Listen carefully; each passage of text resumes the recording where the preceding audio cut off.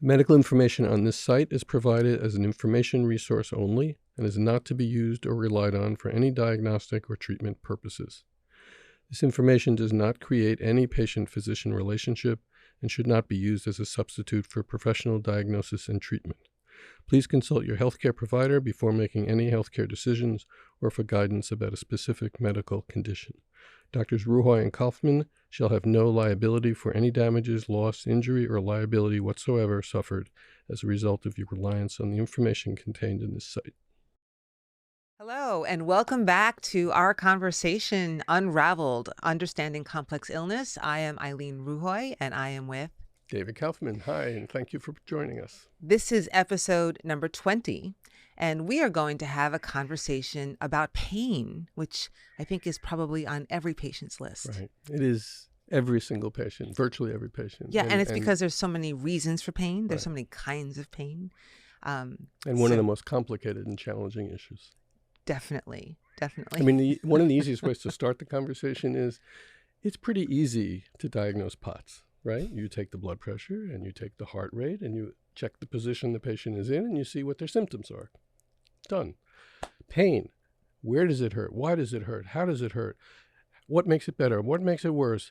I can't see your pain. What is it? It's right. just so right. And different. is it pain coming from a local source? Is it referred pain? Is it dermatomal? Is it myotomal? Is it neuropathic pain? Is it muscular pain? Is it joint pain? Is it headache pain? Right. And by definition, it is subjective, which is for not to say sure. that a person's not feeling pain, but we can't see it, and it's virtually impossible to measure. Yeah, I mean, I think even pain specialists have a difficult time assessing and evaluating the pain the patient is reporting. And pain itself is such a complicated, just physiologic issue, right? So the pain pathways are very complex, and we still don't completely understand them. I mean, sometimes the pain seems so disproportionate to what the patient describes was the initial injury or insult, and we think it's got something to do with the dysfunction of the spinal thalamic and the posterior columns and those tracts of the cord. But there's lots of reasons why pain receptors can be upregulated and downregulated, and then there's a whole, as it used to be called reflex sympathetic dystrophy, but now it's complex regional pain syndrome or central sensitization. But so all these chronic pain syndromes is the point, which, by the way, seems to be a lot more prevalent in our patient population of chronic and complex illness. And I guess there's so many reasons for that too. Right. So what do you do when a patient starts saying that they have pain? Well, I sort of hinted at it. I try to ask a lot of questions. When do you have pain? What makes it worse? What makes it better? Where is the pain? Does the pain radiate? Have you discovered things that you can do positionally or medically or pharmacologically or over-the-counter wise to reduce the pain? How long have you had the pain? What have you, I always like to start with, what have you tried to treat the pain? Because these days there are so many different modalities to treat. Not only medications, of course, but there's lots of other things that you can try for treatment. I think a lot of people have been asking me about blocks lately, like the sphenopalatine block and the selic ganglion blocks, which I think provides some relief for a lot of people.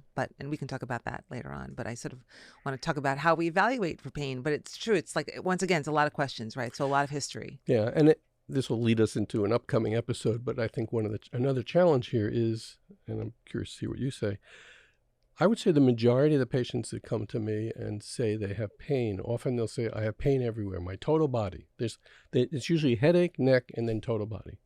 But they're sitting there like you were sitting across from me, not writhing in pain. Most physicians, when you hear total body pain, I'm just filled with pain, they'll think of a patient who just had a car accident or a broken bone, and they visually can see the other person's pain or that they're in pain, whereas our patients don't look like that. And that's one of the problems they run into often with physicians. Well, chronic pain is very different from acute pain. Right.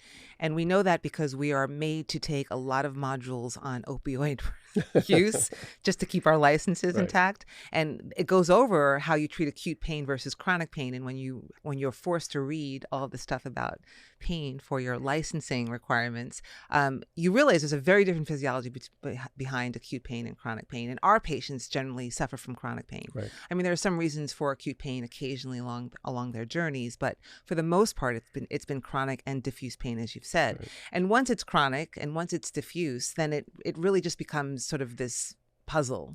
Well, and it often takes on a life of its own. Yes, You for know? sure. And it completely impairs a lot of things in their lives themselves, right? So sometimes even pain can disrupt sleep. So then you've got, they already have sleep disorders. And so now the sleep is even worse because they're in pain. It can complicate cognition. When you're in pain, it's hard to think. In fact, the program that I use to assess cognitive function, which is called CNS Vital Signs, they have scales if a patient is in chronic pain, so that you basically grade it on a curve if you have pain or if you have Right. depression. Changes or the calibration. exactly, So to speak. Yeah. or if you're not sleeping. Yeah. By the way, which pain can affect both. I already said sleep, but also motivation and affect and sadness and joy. And Right, so it could right. affect so many different things about who the person is and how they're able to function, that it can that cognitive testing even takes that Right. into account. And in classic septet interconnected fashion, these things all are bidirectional. So Yeah. if pain interferes with sleep, person doesn't sleep well, poor sleep causes more pain. That's right. And it's just one of these snowballs. It's a vicious cycle. Yep. And the mast cells contribute to pain, right? Because some of the mediators are Right. invoking Right. mediators. Well, another example, right? Yeah. Mast cell degranulation can cause pain. Pain can cause mast cell degranulation. Right. And then you've got small fiber neuropathy. Those small fibers are pain fibers. Right. The C fibers are unmyelinated, and mast cells sit right around them. And so the mast cells release all these inflammatory mediators, and the small fibers start to induce pain. Right. So now you have small fiber pain, but then there's also large fiber pain, and that's the neuropathic pain. And we try the gabapentin and the pregabalin, which generally, does not help. Yeah, I get very little benefit out of that. Yeah. I think it helps their sleep more than it helps anything else. Right. It doesn't seem to take the edge off the pain, which just makes me think that this is not true, pure neuropathic pain, because there's so much involved in their pain perception and then their pain feeling. So I think, what's important, of course, is to break it down. So if they are a septat patient, which most of them are, to sort of break it down by that septat. And again, we always talk about the septat being a nice roadmap for physicians, Right. so they're not overwhelmed. But so in each diagnosis, what could potentially be the cause of the pain? So let's go through that. I think that will help organize this conversation. And as we're Yeah. talking, it's clear to me we're going to need more than one episode. So we can use the septat as that roadmap. Mhm. All right. So I'll start with the obvious one. Hypermobility EDS. How is that related to pain? Oh my gosh. You're on. How is it not related to pain is all I could say. So obviously joints, right? So, we always think hypermobility, we have loose joints. And so there's a lot of joint pain, arthralgias as we call them. So that's one way. But also, if you think about where the connective tissue lies, there could be visceral pain for sure. I mean, a lot of bladder spasms, or sometimes patients are diagnosed with interstititis, and I'm just using this as an example of one organ. That is very painful and very uncomfortable. Right. And it's related to connective tissue, which of course, I know I'm going into another part of the septat, but don't forget the connective tissue has a lot of mast cells in it. Right. Right. So it's so interconnected. It's hard to just talk about each one in isolation technically. But just if you think about where connective tissue lies, and speaking about connective tissue, I've sort of been thinking a lot about this, about, what is the big deal? Like with the I always say hypermobility is not necessarily a disorder. And, just because you're born flexible doesn't mean you're born with a deficit or defect or a disease. But I think that, when you're already born flexible and then you have these added insults onto your body, like infection and physical trauma and so on, and other exposures, it creates this level of misalignment. And I've been recently saying how when you have functional disconnectivity, you end up with a circuitry that is not optimal. Like, so things don't work as well. And I'm only bringing this up in our pain episode because it includes the pain system, right? Sure. Because, all the pain pathways are within the central nervous system. There's a lot of central pain, and there is peripheral pain, of course, and there's local pain. If you fall on your knees, you're going to have pain at your knees. But most of our patients with the chronic diffuse pain, there's a central component.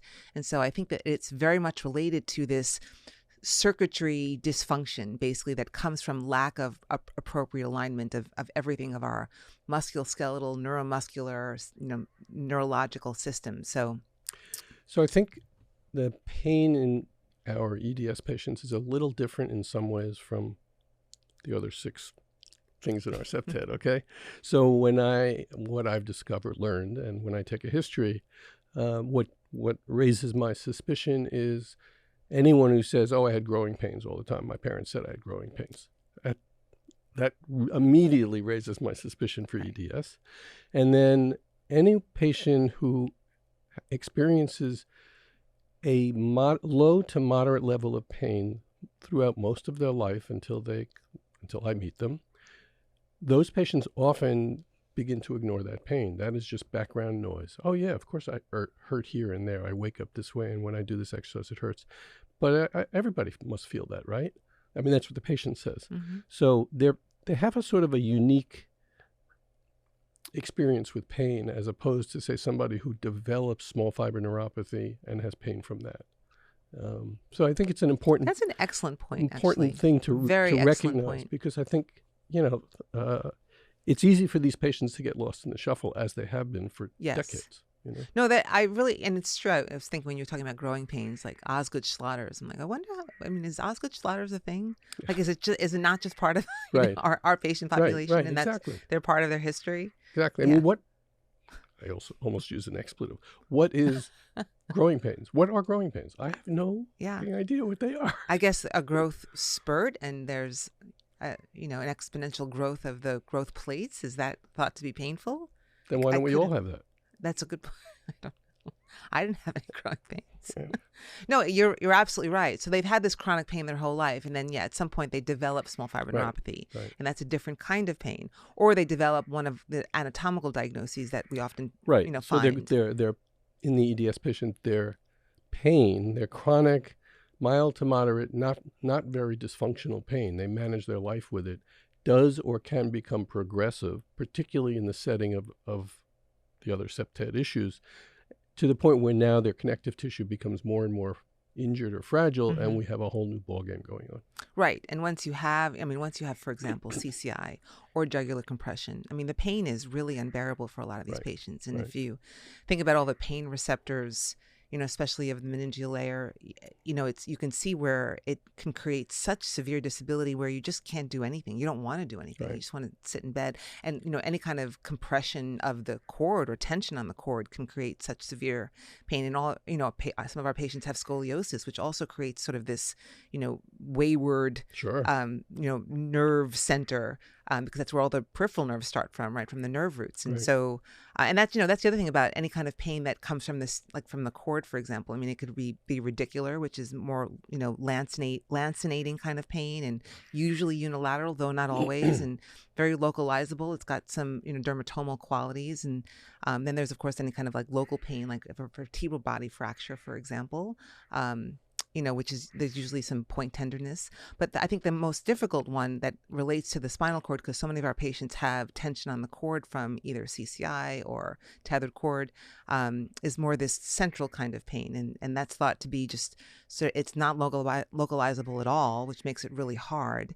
And it's more diffuse. It doesn't follow any particular dermatome or myotome. And there's thought to be sort of this increased it's basically central sensitization. And so they thought that there's more basically non-nociceptive, and we should say nociceptors are like pain receptors kind of thing. But so non-nociceptive afferent fibers that are sort of integrating with I'm getting a little bit technical, but the superficial layers of the dorsal horn, which is where the pain comes from, and that's just a fancy way of saying that it lowers the threshold for pain. Right. So there's this increased sensitivity and excitability of the neurons that are related to pain, of the cells that are related to pain. So there's all kinds of physiology behind it, but from the patient's perspective, from their experience, it's just sort of this diffuse, chronic, usually progressive and worsening pain that, is very hard to treat at this point, because now there's this central component that we really have to focus in on. And and that is all related to connective tissue, frankly, because it's all about, holding things together and not placing tension or compression where it shouldn't be. So that's one source of pain. Source of pain in our patients. It took up half an episode. I haven't even finished. I could have gone on. All right. You have to stop me when I'm rambling like that. So let's move to a second, mast cell activation. Yes. Okay. I can't tell you how many times I've made a tentative diagnosis in the first visit, started H1, H2 blockers, histamine 1, histamine 2 receptor blockers, and the patient reports in 2 weeks my pain is gone, or my headache is better. And sometimes they never even told me about those things because they've lived with them and it's background noise. And it's so interesting. Yeah. And it's an important point. Mast cell degranulation, some of those 1,000 chemicals cause pain. Yes. And it can be very easy to fix. It's not always, but it can be. So, mast cell needs to be kept in the mix here as another cause of pain. For sure. I mean, the mast cells, even the macrophages, I mean, they all release mediators that cause pain.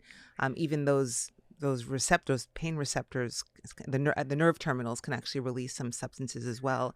So there's a lot of different mediators that create pain, right? So some of the arachidonic acid metabolites, like the prostaglandin E2, which is why those COX inhibitors work so well, because they reduce prostanoid synthesis. Exactly. But yes, you're right. Histamine, serotonin, TNF alpha. There's substance P. There's the protons in ATP, of course. There's the chemokines, the cytokines, growth factors, all of them. A lot of chemicals, and a lot of them come from the mast cells. Right. So I think it's really important that proper management of pain include really aggressive mast cell management. So I would take it a step further. I think any patient that we encounter who has a pain syndrome, regardless of their laboratory data, deserves a trial of mast cell treatment because it's hard to make that diagnosis. The labs don't always confirm. And the treatments are very simple, usually quite benign, and worth a try. I 100% agree. I do it all the time. Yeah. When there's a prominent pain component, I put them on mast cell meds. All the time. Exactly. And it does improve. You're right. It absolutely does improve. And I think it's got something to do with some of the histamine. And we've talked about this, the histamine receptors in the brain and the cord, the H3. So that's why I don't think the antihistamines, again, we've said this before, but I personally don't think the antihistamines are the end all be all because of all these other mediators. So I think stabilizing those mast cells, which is when I think about how we treat headaches with benzodiazepines, for example, and how effective it is, I wonder if it's just stabilizing the mast cells. Yeah, no, absolutely. Because we've used clonazepam for migraines for a really long time. The benzos are very effective. Very effective. It's a fight usually with other physicians, but they're very effective. Yeah, I agree. I completely agree. And we both use them fairly regularly and liberally. Exactly. And hopefully we won't go to jail. How could you benzos? I don't know why benzos are so... The medical pendulum. Yeah. Okay. All right. We only covered 2. Right. Well, we started with small fiber neuropathy. Okay. So we covered 3. Right. Infection. All right. So let's keep this brief. No, you can. So certainly viral. I didn't keep it brief, so you can keep it brief. So, viral reactivation. We all know what you feel like when you have the flu, and if you have true flu, the real flu, you are bedbound. You are miserable. Oh, those muscle pains. Muscle like pain, no myalgias, and it's just awful. Horrible. So reactivation of EBV or any of the other herpes family viruses might not be that severe. They may be more subtle, but they absolutely add to the pain. And actually, let me digress for a second. Another concept here is the fact that in many of our patients, their pain is layered. They have pain from their EDS, and then their small fiber, and then their viral reactivation, and then other things that we'll talk about. And so that's what's so confusing for us to figure out and for the patient. And that's why so much of the treatment is trial and error, because we don't know exactly which of the things that are occurring are the major or minor causes of that pain. Right. Okay, so infection. Obviously, tick-borne infection, Lyme, everybody knows, can cause joint pains. In fact, most of the patients that I see at any rate, they have, in quotes, late Lyme disease or, quote, chronic Lyme disease or, quote, post-treatment Lyme syndrome. They may or may not have joint pains. Most of them actually don't, but I think it contributes to their overall dishealth or poor health, which just adds to their overall pain picture. Other infections, those are probably the 2 big categories. That's interesting. Yeah. Yeah. What are we up to? Okay, so we did the four of the 7. So then there's the gut stuff, right? So, lots of pain there. Right. So there's the intrinsic gut pain of somebody with or without SIBO, dysautonomia, which is sort of we'll get to in a second, causes gut motility disorder, which can cause gastroparesis. So the food sits in your stomach. It can make you nauseous. It can hurt. When you eat, it may hurt more. You may get constipation. that's going to hurt. Yeah. Gut, sometimes gut the is huge. postprandial symptoms are even related to the EDS component, which is, Right. because you can have median arcuate ligament syndrome, Right. which Oh, is you're a going to send us it's a down mouthful. such a rabbit hole. Mouths. Yeah, I know. So there could be anatomical reasons even for Right. pain after eating. Right. So lots of reasons for pain in the gut for sure. And then the pain from SIBO. The pain from SIBO. SIBO itself can cause some intrinsic GI small gut pain, but it causes leaky gut, increased gut permeability. The lipopolysaccharide leaks out into the blood space. That causes chronic immune inflammation and activation. That can cause a leaky blood-brain barrier. All of those things can cause pain and absolutely can cause headaches. Right, and then the gastritis, the mucosal inflammation of the stomach. I mean, I have patients who've developed ulcers over the years, and that's very painful. Right. So, I mean, there's tons of reasons for pain. So that's what makes it so tricky to treat, of course, right? Because they're all different treatments. Exactly. Yeah. All right. Next, dysautonomia. Mm-hmm. So big word that includes orthostatic intolerance, POTS, gut dysmotility, GI dysmotility, temperature dysregulation. Right. So each of those subgroups can cause pain. Yes. My quote favorite, of course, is POTS and orthostatic intolerance. This whole concept of hypoperfusion, when gravity kicks in, either in a seated position or standing, there's decreased perfusion to the brain, but also to the whole core of our bodies, to our muscles and to our organs, and that hurts. Ischemia, lack of blood flow, hurts. That's what causes chest pain. That's what causes strokes. That's right, exactly. And those are the obvious ones, but all these other that's why syndromes patients can occur. with angina get nitrates. Yeah. Right. My internal medicine friend. Good work. Right, because we have to open up the vessels so that the heart can Exactly. get perfusion. Exactly. Because it hurts when an organ, when a tissue does not get enough oxygen. So, and I say this over and over because I think it's so important and keeps getting missed. So when you have POTS, you don't have to have dizziness and lightheadedness. It can cause pain. It can cause muscle weakness. It can cause brain fog. All of this sort of terrible blah feeling that our patients can experience that they and their doctors may not associate with their orthostatic intolerance. That's correct. Absolutely. Okay, so now we've got 6.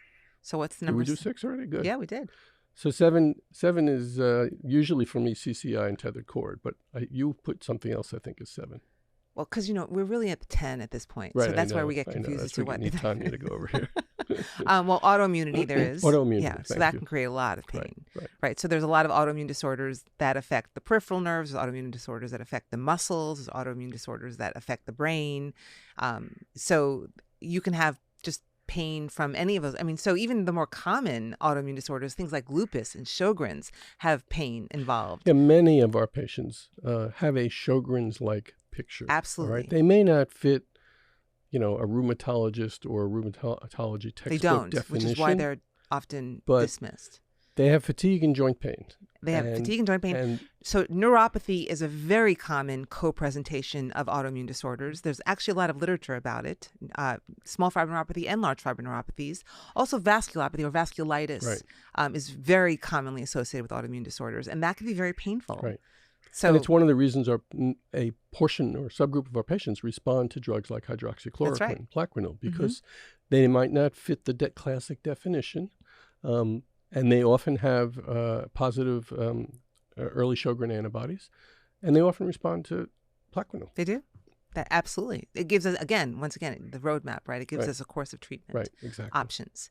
But yeah, vasculopathy and vasculitis can be very painful, and it causes, in and of itself, causes endothelial dysfunction, right? And now we're finding with long COVID, going to long COVID a little bit, just for a brief second, this idea that of endothelial dysfunction causing like a stickiness, so platelet aggregation and microclot formation is also very painful, right? Because it's sort of stopping up the small vessels. And so once again, we're going back to ischemic conditions and low perfusion. So that's a really important thing you bring up. First of all, everything we've said since we started applies to every long COVID patient. Yes. That's when we don't, or at least I tend to not keep including long COVID in the conversation, but every long COVID patient I've seen is a septad. That's a little bit of an overgeneralization, but usually true. So we probably should add to the septad, maybe we have to go to an 11 add or something, this whole endothelial dysfunction, because it's pretty clearly involved, not just with long COVID, but with the ME/CFS patients. There is a lot of data now that's growing every week, every day, of endothelial inflammation, of sludgy, sticky blood causing ischemia. We know infection can do it. Classic cause can be Bartonella. We know EBV can cause autoimmune stuff, which then can turn into endothelial stuff. So I think it may be, and there are many people who believe this, it may be one of the great linkages or the underlying basic pathology for these chronic complex illnesses. I think just now I'm going really off topic, but not off topic, but just as an aside, there was a recent, I watched a recent poster presentation on they're finding an association with ALS and chloroviruses. And I have to admit, I had to look up what a chlorovirus was. I don't actually know what You don't know what a chlorovirus is? Oh my God. I feel so much better about myself. In fresh water, there are these viruses that live in fresh water. And so it turns out that ALS patients had, at least in the study, the majority of them had exposure to chloroviruses, and that turned on their genes. They all had the SOD gene, and it turned on their gene. And now, of course, the theory is there an association with this virus and ALS? So once again, I just say everywhere I look, I see more and more research with regards to infection. You know my bias here, right? I remain convinced that virtually all pathology is driven by infection, either a history of infection causing secondary things like autoimmunity, or ongoing infection or reactivation infection. And the longer we look, the more we find it. So ALS, multiple sclerosis, Alzheimer's, in the pre-biologic days, meaning the pre-expensive drug days, almost all the rheumatic diseases were considered secondary to infection, which they still are. So don't even get me started. I think I did, but I'll stop you now. Okay. So I think we covered the septad for the most part. And yes, you're right. All of the anatomical diagnoses that come along with the EDS and the hypermobility and the ligamentous laxity easily create pain. I mean, that's mechanical pain, that's compression pain, that's poor blood flow pain. I mean, that's very severe pain. So that can only be addressed with surgical intervention for the most part. So do we have time to talk about some treatment? I think we do. Okay. So I think there's a significant percentage of patients that can reasonably easily be treated by looking for these underlying septad causes. Okay. So not just think pain equals pain medicine, pain equals what's causing the pain.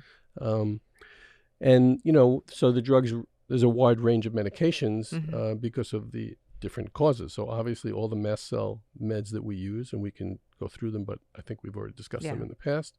Small fiber neuropathy pain is very challenging. I've had the same experience as you. I don't find gabapentin helpful. I don't like Lyrica. I try not to use it at all. And I often find the benzos to be the most helpful drug for a lot of these different classes of pain. Yeah. I agree with that. Celebrex, which is a COX inhibitor, can be remarkably effective even when the patient tells me, I've tried ibuprofen, it doesn't work. Interesting. I don't know exactly why. I think because it's more selective, and I think it has better blood-brain penetration, but it can be very helpful. I like indomethacin a lot. Yeah, I don't use it as much just because I'm afraid of the gut. But I probably should use it more. Yeah, I mean, it's like pick your poison, right? Because all these drugs technically have side effects. Yeah, but I really get a lot of relief for patients with indomethacin. I get a lot of relief for patients with topiramate, which is interesting to me because I think not only is it good for pain, but it's got weak carbonic anhydrase inhibitor activity, so it's not as potent as acetazolamide, Diamox, but it does take a little bit of the edge off of the intracranial pressure, and I wonder if that's a piece of it. I think it's a really good point. Plus it's got an added side effect of weight loss, and my female patients seem to love that. Right. The only problem is it can cause some brain fog. It can, right? We call it Dopamax, but so then, I think that gets better over time. Yeah. The longer you use it, yeah. I mean, as I've had patients on it for 10, 20 years. Neurology, we use it all the time for migraines. So, of course, one of my favorite meds is low-dose naltrexone. I love low-dose naltrexone. It continues to astonish me how remarkably effective it can be for pain management, pain control. Not, I would say moderate pain, probably not, quote, severe pain, but remarkably effective with virtually no side effects, no adverse effects, no real risk. it's actually just amazing. Yeah, I mean, I think naltrexone in general. There's a formulation that I've used. It's baclofen, sorbitol, and naltrexone that I compound for any kind of severe neuropathic pain that doesn't seem to respond to anything. As an oral drug or a topical? It's an oral drug. Yeah. Mm-hmm. What's the sorbitol for? That's a good question. I don't know, except that I will say that it was studied for Charcot-Marie-Tooth, which is a hereditary neuropathy, and so I did some neuromuscular work you have to send in that my to past. Me. Yeah, that I will. Yeah, there's a low dose and a high dose, and so sometimes I pull that out of the hat when I'm trying all kinds of different things, because I do try to avoid, of course, obviously severe analgesics. Yeah, I actually, with one exception, don't prescribe any narcotics. Yeah, I don't either. And the exception is some patients on the brand names Norco, Vicodin, that class, which is hydroxymorphone. I forget. No, hydroxymorphone. No, that's dilaudid. Yeah, dilaudid. Well, in any case, Norco and Vicodin. I have some patients who have a remarkable response to that, not just with their pain, but with their entire kind of total body symptoms. I have patients whose shortness of breath gets better with it. And it's remarkable. I just don't understand it. And they take usually 1, maybe 2 a day, never more. So I just keep prescribing it. But I don't go beyond that for pain management. I mean, in my New York HIV days, I used everything right up to methadone and, all the narcotics. But I don't think they have a role here. Yeah, I've only done it for short periods of time for post-operative patients when I think they need it. That's but I don't do it for chronic care. I have done tramadol, which is narcotic-like. I actually like tramadol. Yeah. That's my quasi-narcotic. Tramadol can work really well. Yeah, I agree. For some patients, it can work really well. Not for all patients. Right. And then there's the whole IV mast cell recipe that we have that has Toradol in it, ketorolac. Which I find to be remarkably helpful for pain, but that can only be done IV. Well, no, it can be given as an IM injection. Oh, right. Yeah, I'm sorry. There was no oral formulation. But it is very effective in the IV protocol. I'm not sure of the 4 to 5 drugs we use in that protocol. Which one is working? Doing, because the pain may be because we stabilize the mast cells. I'm not sure. Right. But that can be very, very helpful. Yeah. So when people are in acute pain flares, we definitely offer the IV mast cell recipe that I actually got from you a long time ago. Right. I got it from Andy Maxwell. Andy Maxwell, the source of all things. He should probably get some credit on this podcast. We bring his name up at least once every other podcast. And it's very effective for patients. So they really, so when they're in a flare, that's definitely what we do for them in the clinic. So those are the kinds of meds that I will go to. I do a lot of muscle relaxants. Yeah, I do too. So like tizanidine, definitely Flexeril. I even use Dantrolene, which I find very effective for spasticity and for even dystonic kinds of presentations that are painful to patients. That's another form of pain, by the way. Have you found Cinemet to be helpful for dystonic? I have found Cinemet to be very helpful. Yeah, for sure. Yeah, I've used it too. For sure. So I've definitely used that. Even just carbidopa alone actually has been very effective for a lot of dysautonomia symptoms. Right. And also improves some fatigue in some of the patients. So I'm finding, it's interesting. I try to sort of make notes as to what patients are reporting with regards to response to certain meds, because usually they're not what I expect. Usually they're of benefit, but not the benefit that I looked for. And I'd like to take note of that because I think I'm finding like different ways of using drugs, which is sort of what we do, right? I'm not a big prescriber or advisor of Tylenol. No, I don't think it's very effective, and I worry about liver toxicity. Yeah, I don't think it's effective. I don't think it does much for pain. No, I don't think it does anything for pain. Right. I mean, yeah. Well, some patients say it helps, but I don't know. I sort of feel like this is a generational thing. Like my mother loves Tylenol. I feel like, then in the new age, we don't really go to Tylenol. I mean, I think Tylenol. The more like Advil and naproxen or the the NSAIDs are great. If a patient can tolerate them, they can be great. Like I said, I love They're usually underdosed. Actually, that brings up an important point. Yes. The management of pain and how it is dosed is crucial and often, I think, not done properly. And so what I mean by that is patient says, I've tried that, it hasn't helped. What dose did you try? Right. How often did you take it? And in some ways, most importantly in chronic pain, when did you take it? Yes. Did you wait until your pain was an 8? Or did you take it 3 times a day so your pain stayed at a 2? I can't say this strongly enough. If you have chronic pain and you manage it by waiting until you can't stand it, you will never get better. That is Such a great point. I always say you have to get ahead of the pain. Exactly. Because pain begets pain. And that's sort of what I started talking It's about so at nice the to hear beginning. you say that. I've been saying pain begets pain since 1995 or something. And so that's why I started off by just sort of talking about, how pain pathways can be upregulated in the whole sensitization process. But because it is so important to me, because you're right. Most patients feel like I could tolerate pain. This pain I'll tolerate. Well, it's I don't a really want to cultural take thing. medications. I think it's an American Right, cultural exactly. thing. Yes, it's so ridiculous. Don't be a wuss. Don't be a wimp. Yeah. Just suffer until you can't suffer any longer. Why suffer needlessly? You don't have to. Get on top of the pain and your pain will be better. Right. And the sad part is it won't work. It will not work. Your pain will not get better if you wait till an age. That is absolutely true. We know just that wasting to be the true. drug and suffering needlessly. That is so true. And that's why pain, it's often every 3 to 4 hours or every 6 to 8 hours, depending on what the medication is. It's not like if you feel like it every 3 to 4 hours. It's like, no, take it every 3 to 4 hours. Right. Exactly. Right. Such an important concept. It really is. So everyone, remember, get on top of the pain, get in front of the pain. Right. So it doesn't become a more chronic pain. So... Yeah, and that's actually the whole physiology behind even overuse headaches or rebound headaches, so although that's overuse of medications. Right. No, but that doesn't make any sense, I guess. It's a different That's a whole issue. different... That's a pharmacologic adverse effect issue, really. Right. Or not idiosyncratic adverse Pain effect. is so interesting. So before we finish, because we must be running out of time, 2 quick things. No. Peptides? Oh, well, yes. So...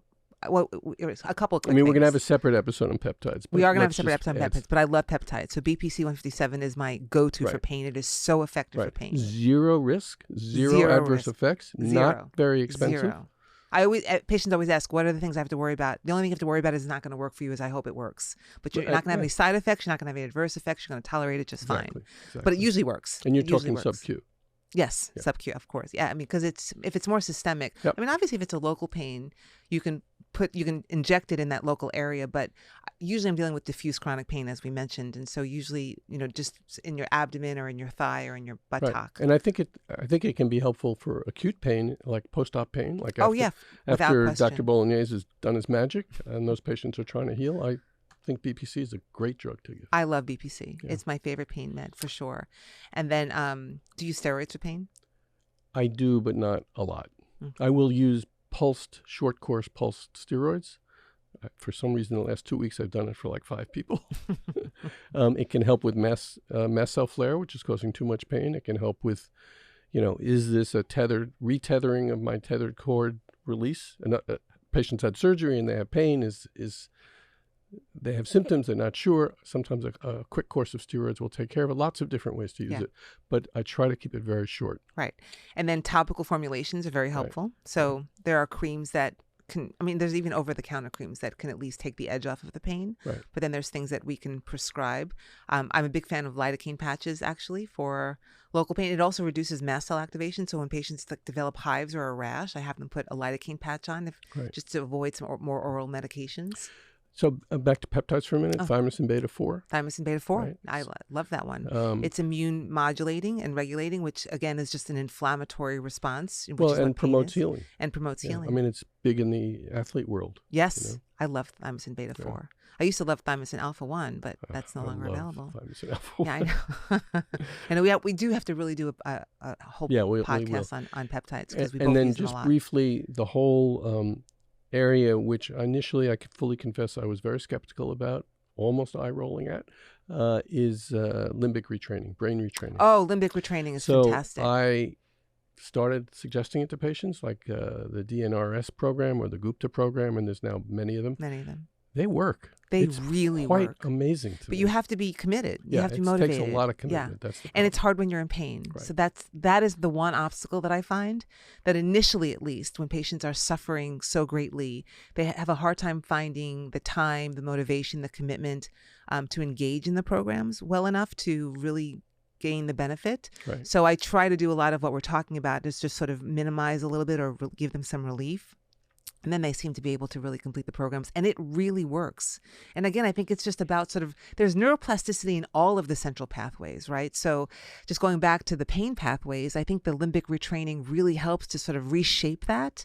And I think that's what helps the pain, because at some point, as we know, chronic pain becomes the feeling of pain is really somewhat disproportionate to what is causing the pain. And that's well documented, by the way. That's, so every doctor would accept that as a, they wouldn't just say that's your anxiety or your stress. We know that about pain, about chronic pain. So I think that's why limbic retraining can be so remarkably helpful. And I love the fact that it's non-pharmacologic. Right. And then, there's other modalities people are using, of course, like FSM, which worries me in the EDS patient population because it softens muscles and it creates such an increased range of motion so drastically that I worry if you already have a level of ligamentous laxity, if that can further compound things. But I don't know. So another one that I've suggested to people, and I've actually tried myself, is PEMF, pulsed EMF, Right. which can be remarkably helpful. All right, it's focal or localized. So if you have a local sore joint or something, it's non-pharmacologic. It's easy to do. There's no downside other than the cost of buying the device, and can really help. Yeah. And then I mentioned earlier on the blocks, of course, which do seem to help. And what's interesting about those blocks, this phenylpalatine, which is both a parasympathetic and a sympathetic ganglion, it's adjacent to the maxillary nerve. It's got really important connections with the trigeminal and facial nerve. So whenever there's any kind of head or face pain, it can be really effective. Then the stellate ganglion block, of course, which is the lower inferior of the cervical ganglion that's combined with the T1 ganglion, and it overlays the T1, T2, whatever. It's a purely sympathetic one. And so what's important about those ganglions is that it could, if you block them, you can have a definite relief of pain, but you can also, there's also improvement in autonomic disorder symptoms. So their dysautonomia gets better. Oftentimes they'll say their POTS symptoms are better after the block, but definitely get pain relief. Right. There's somewhat a cumulative effect. So if you get a couple of blocks, then there's more of a sustained effect. But they could be effective. They're hard to find, people who do them well. It has to be in good hands. You need fluoroscopy for certainly the stellate ganglion. The sphenopalatine, you don't need fluoroscopy, but so that could be hard to come by for a lot of patients, but it can be very effective to reduce the pain, especially when we're talking about things like CCI and Eagle syndrome and, jugular vein compression. Those blocks can be really helpful. I do a lot of like trigger point injections and then occipital neuralgia kind of blocks, or occipital nerve blocks, which are effective, again, at relieving the pain, taking the edge off. It's not necessarily sustained because I just use lidocaine. But the other blocks are usually steroids. So those are other options, certainly those more interventional, I guess, so there's actually quite a few options for pain. And the key is to try to find the best option for the patient, which is really hard. I have a lot of chronic pain patients that just don't respond to anything. And then I have, once again, we should go to regenerative. And we talked about peptides a little bit, but exosomes and stem cells, and remarkable improvement in pain when patients have had them. That needs to be another episode because I too have a smaller population who I can't get their pain better. Right. And it's just horrible. So exactly. So we need to be more aggressive with regards to treating pain for those patients, because it's hard to watch patients suffer needlessly. If there is an answer out there, then we should be able to find it. So just to quickly summarize, okay, most of our patients have pain. I think, as always, we believe and we are sure that there are multiple causes for their pain, and those causes are interconnected, bidirectional. They impact each other. One big snowball rolling down a hill. So in order to manage that pain, the physician and the patient need to look for the underlying causes as much as possible. You might not think of Claritin as a pain medicine, but it could be for you, okay? So that's challenge one. Challenge two is the actual drugs for pain, quote, pain management that we've just been talking about for the last few minutes. How to use them, frequency, different choices. As always, trial and error. If one doesn't work, don't give up. Take another one. The doctor should, it shouldn't be take this. If it doesn't work, find another doctor. That's not the way this works. Right. So yeah, I always tell patients that before I put on your chart that you didn't respond to this particular medication, I always say, let's give it a college try, because you didn't really use it as directed. Exactly. And again, it's just because they don't want to have to be on pain medications. You're right. It's cultural. There's a stigma attached to it. Right. So, but I always say that it's the only way we're going to get control of the pain. And if it doesn't work, we need to really know it doesn't work. And I'll never mention it again. And that includes going back to drugs that have been tried and failed. Okay. Absolutely. I've had many, many times Yes. when a patient says, I tried it, I did it the way you said to do it, even though it was from some other doctor or whatever. And I go back to it down the road, maybe because we have better mast cell control or something, and the drug works beautifully. Happens all the time. Yeah. So that's important too. Yeah. So that's a good synopsis of pain. Good. Okay. Thank you for joining All right. us. This was episode 20 about pain, our conversation about pain, and we'll do a lot more, I'm sure. Yes. And again, thank you for being a subscriber. Please tell your friends, your family, your doctors, anyone that might be interested, anybody in healthcare. We want to educate and train and spread what we learn from seeing our patients and share it with the world so that more doctors will help more patients. So, yeah, thank you. Thank you.